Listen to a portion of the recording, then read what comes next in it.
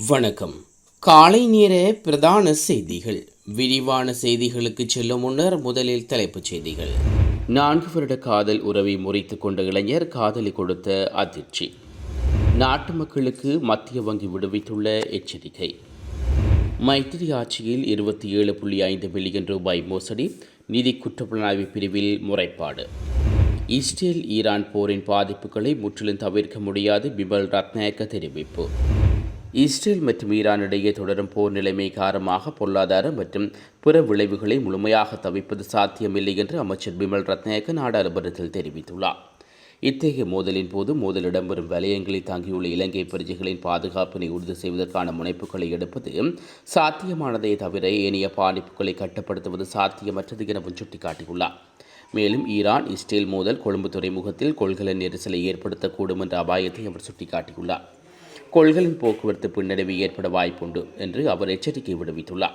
காசா பிரச்சினை மற்றும் Iran Israel மோதல் ஒன்றோடு ஒன்று தொடர்புடையாக இருக்கலாம் எனவும் அமைச்சர் குறிப்பிட்டுள்ளார். இஸ்ரேலும் பாலஸ்தீனமும் தனித்தனி நாடுகளாக காணப்பட்டதாகவும் சில நாடுகளின் அரசியல் நோக்கங்களின் காரணமாக இந்த இரு நாடுகளும் மீண்டும் சேர்க்கப்பட்டதாகவும் சுட்டிக்காட்டினார்.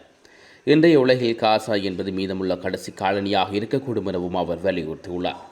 இதே நேரத்தில் ஒரு அரசின் நடவடிக்கைகள் காரணமாக அந்த நாட்டின் மக்களை வெறுப்பது தவறானது எனவும் அமைச்சர் ரத்நாயக்க சுட்டிக்காட்டியுள்ளார். இஸ்ரேல் மக்களை அவர்களின் அரசின் நடவடிக்கைகளுக்காக சாடக்கூடாது. அவர்கள் விரும்பினால் தங்களின் அரசை எப்போது வேண்டுமென்றாலும் மாற்றும் அதிகாரம் அவரிடம் உள்ளது எனவும் அமைச்சர் குறிப்பிட்டுள்ளார். ஐக்கிய நாடுகள் மனித உரிமைகள் பேரவையின் ஆணையாளர் வோல்கர் டாக் இலங்கைக்கு விஜயம் செய்ய உள்ளார். எதிர்வரும் ஜூலை 23ஆம் தேதி முதல் 26ஆம் தேதி வரை அவர் இலங்கையில் அதிகாரப்பூர்வமான விஜயம் மேற்கொள்ள உள்ளதாக அறிவிக்கப்பட்டுள்ளது.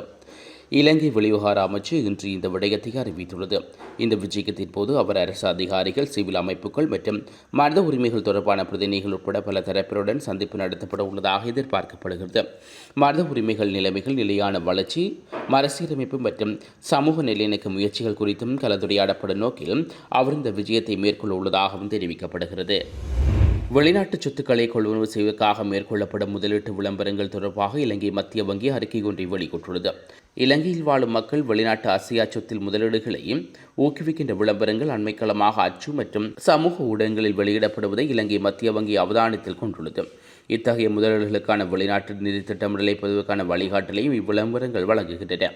2017ஆம் ஆண்டில் 12ஆம் இலங்கை வெளிநாட்டு செலாவணி சட்டத்தின் கீழ் வழங்கப்பட்டுள்ள ஒழுங்கு விதிகளிடம் கட்டளையிடும் பிரகாரம் வெளிநாட்டு சொத்துக்களை கொள்வனவு செய்யும் போது சில விடயங்களில் பொதுமக்கள் எச்சரிக்கையுடன் செயற்பட வேண்டும். அத்துடன் அதிகாரம் அளிக்கப்படாத வெளிநாட்டு செலாவணி கொடுக்கல் வாங்கல்களில் ஈடுபடுவதற்கு எதிராக வெளிநாட்டு செலாவணி சட்டத்தின் கீழ் நடவடிக்கை எடுக்கப்படும்.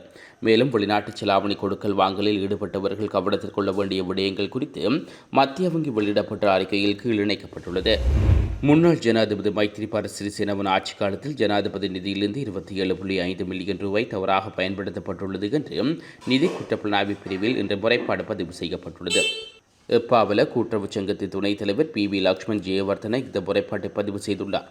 இது தொடர்பில் அவர் முன்வைத்துள்ள முறைப்பாட்டில் தெரிவிக்கப்பட்டுள்ளதாவது: 2017ஆம் ஆண்டு செய்யப்பட்ட கோரிக்கையின் பேரில் சங்கத்திற்கு சொந்தமான நிலத்தில் ஒரு மாநாடு மண்டபத்தை கட்டுவதற்கு நிதி ஒதுக்கப்பட்டுள்ளது.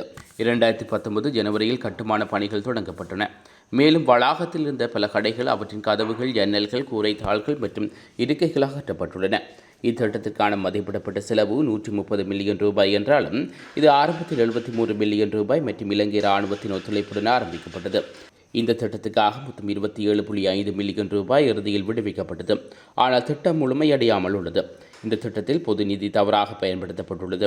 மேலும் நிறுத்தப்பட்ட கட்டுமானம் மற்றும் காணாமல் போன சொத்துக்கள் இரண்டையும் உடனடியாக நிதி குற்றப்புலனாய்வு விசாரணை ஆரம்பிக்கப்பட வேண்டும் என்றும் தெரிவிக்கப்பட்டுள்ளது. கிராமிய பொருளாதார மற்றும் மக்களின் வாழ்க்கைக்கு பாரிய பாதிப்பை ஏற்படுத்தும் காட்டு யானைகளின் பிரச்சினையை தீர்ப்பதற்கான முறைப்பாட்டு பொறிமுறையை விரிவாக நடைமுறைப்படுத்துமாறு ஜனாதிபதி அனுகுமார் திசாநாயக்க உரிய அதிகாரிகளுக்கு பணிப்புரை விடுவித்துள்ளார். காட்டு யானை பிரச்சினையை தீர்ப்பது குறித்து நேற்று ஜனாதிபதி அலுவலகத்தில் நடைபெற்ற கலந்துரையாடலின் போது ஜனாதிபதி இந்த அறிவுறுத்தலை வழங்கியுள்ளார். காட்டு யானைகளின் பிரச்சினைகளை அதிகமாக உள்ள அனுராதபுரம், புத்தளம், பொலனறுவை, ஹம்பாறை, ஹம்பாந்தோட்டை, மொன்றாகலை, குருநாகல், பதுளை மற்றும் திருகோணமலை ஆகிய மாவட்டங்கள் குறித்து விசேட கவனம் செலுத்தப்பட்டதுடன் இது தொடர்பாக ஒவ்வொரு மாவட்டத்திலும் உள்ள பிரச்சினைகள் குறித்து மாவட்ட செயலாளர்களால் ஜனாதிபதியிடம் முன்வைக்கப்பட்டன. அத்துடன் வனஜீவராசிகள் திணைக்களத்தில் நிலவும் வெற்றிடங்கள், வாகன தேவைகள் மற்றும் கடமைகளை முன்னெடுப்பதில் எதிர்நோக்கும் பிரச்சினைகள் குறித்து இங்கு கலந்துரையாடப்பட்டது. காட்டு யானை பிரச்சினையை தீர்ப்பதற்கான பொறிமுறை மேலும் வினைத்திறனாக்க வேண்டியதன் அவசியத்தை வலியுறுத்திய ஜனாதிபதி மக்களுடன் இணைந்து இந்த திட்டத்தை செயற்படுத்துவதன் முக்கியத்துவத்தையும் சுட்டிக்காட்டினார். அதன்படி அடுத்த மாதத்துக்குள் இந்த நடவடிக்கைகள் மேற்கொள்ளப்படுவதற்காக அந்தந்த மாவட்டங்களில் இது தொடர்பில் பொறுப்பு வாய்ந்த அதிகாரிகள் அடங்கிய குழுக்கள் நியமிக்குமாறு ஜனாதிபதி பரிந்துரை விடுவித்துள்ளார். வனஜீவராசிகள் திணைக்களத்தில் நிலவும் வெற்றிடங்களுக்கு ஒப்பந்த அடிப்படையில் ஓய்வு பெற்ற உத்தியோகத்தர்களை இணைத்துக் கொள்ளுமாறும் பணிப்புரை வழங்கிய ஜனாதிபதி இதன் துரித நடவடிக்கையான சிவில் பாதுகாப்பு உத்தியோகத்தர்களை குறித்த பயிற்சிகளுடன் வனஜீவராசி திணைக்களத்துக்கு இணைத்துக் கொள்வதற்கும் அதற்கான சட்டங்களை உருவாக்குவதற்கும் அதிகாரிகளுக்கு பணிப்புரை விடுவித்துள்ளார். காட்டு யானைகளின் பிரச்சினைக்கு தீர்வு காண போலீஸ் உள்ளிட்ட பாதுகாப்பு பிரிவினர் மற்றும் வன ஜீவராசிகள் திணைக்களம் இணைந்து மேற்கொள்ளும் செயற்பாடுகளை முறைப்படுத்தவும் வினைத்திறன் மிக்கதாக மாற்றுமாறும் ஜனாதிபதி பணிப்புரை விடுவித்துள்ளார்.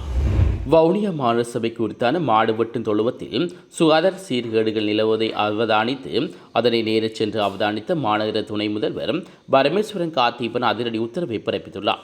திடீர் விஜயம் மேற்கொண்ட மாநகர சபை முதல்வர் மாடு வெட்டும் இடத்தில் சுகாதார சீர்கேடு நிலவுவதை அவதானித்துடன் அதற்கான உடனடி நடவடிக்கைகளை மேற்கொள்ளுமாறு மாநகர அதிகாரிகளுக்கு உத்தரவு பிறப்பித்துள்ளார். அங்கு நீண்ட நாட்களாக பழுதடைந்து காணப்படும் சிசிடிவி கேமராக்களை உடனடியாக திருத்தி அதன் காட்சிகளை மாநகர சபை அலுவலகத்திலிருந்து பார்வையிடுவதற்கான ஏற்பாடுகளை மேற்கொள்ளுமாறும் தெரிவித்துள்ளார். மேலும் மாடு வெட்டும் இடத்தில் பணியாற்றிய நபர்களும் கலந்துரையாடிய துணை முதல்வர் தினசரி வெட்டப்படும் மாடுகள் விவரம் மற்றும் வெளி மாவட்டத்திலிருந்து ஏற்றப்படும் மாடுகளின் விவரங்களை கேட்டறிந்து கொண்டமையும் எதிர்காலத்தில் இவ்வாறான திடீர் விஜயங்கள் முன்னெடுக்கப்பட்டு நடவடிக்கைகள் மேற்கொள்ளப்படும் எனவும் துணை முதல்வர் பரமேஸ்வரன் காத்தீபன் தெரிவித்துள்ளார். ஐக்கிய அரபு அமீரகத்தைச் சேர்ந்த ரெட் பிளானெட் என்ற நிறுவனம் 25 ஆண்டுகள் வரை கெட்டுப்போகாமல் இருக்கும் உணவு வகையை அறிமுகப்படுத்தியுள்ளது. ஃப்ரீசஸ் டையிங் தொலைநுட்பத்தை பயன்படுத்தி உணவின் சுவை, ஊட்டச்சத்து ஆகியவை தங்க வைக்கப்பட்டுள்ளது என்று அந்நிறுவனம் தெரிவித்துள்ளது. இதனால் குளிர்சாதன பெட்டியில் வைக்காமலேயே உணவை சாப்பிடலாம் என ரெட் பிளானெட் நிறுவனத்தின் CEO ஐல் நொய்ஷா தெரிவித்துள்ளார். ஒருநாள் சமைத்த உணவு வகையை குளிர்சாதன பெட்டியில் வைத்து உண்பது என்பது மருத்துவ ரீதியான பாதிப்பு என்று தெரிவிக்கப்பட்ட நிலையில் 20 ஆண்டுகள் வரை கெட்டுப்போகாத அளவுக்கு உணவு வகை அறிமுகப்படுத்தப்பட்டுள்ளது என்பது மக்களிடம் ஆச்சரியத்தை ஏற்படுத்தியுள்ளது. இந்த வகையில் இந்த தொழில்நுட்பம் உணவு பாதுகாப்பு மற்றும் விநியோகத்தில் ஒரு புரட்சியை ஏற்படுத்தும் என்றும் எதிர்பார்க்கப்படுகிறது. 4 வருடங்களாக காதல் உறவில் இருந்த பல்கலைக்கழக மாணவியான இளம்பெண்ணின் தகாத புகைப்படங்களை இணையத்தில் வெளியிட்டு காதல் உறவை முறித்துக் கொண்டதாக கூறிய இளைஞர் ஒருவர் கைது செய்யப்பட்டுள்ளார். மத்தேகுட குடமடுக வீதி சிசில் செவன பூங்காவில் வசிக்கும் இளைஞர் ஒருவரை இவ்வாறு கைது செய்யப்பட்டுள்ளதாக கணனி குற்றப்பிரிவு தெரிவித்துள்ளது. இது தொடர்பில் குறித்த இளம்பெண் போலீஸ் நிலையத்தில் முறைப்பாடு அளித்துள்ளார். முறைப்பாடு அளித்த பெண் மற்றும் மற்றொரு பெண்ணின் தகாத புகைப்படங்கள் மற்றும் தகாத வீடியோக்கள் அடங்கிய மொபைல் போன்கள் மணிக்கடையுடன் சந்தேக நபர் கைது செய்யப்பட்டுள்ளார்.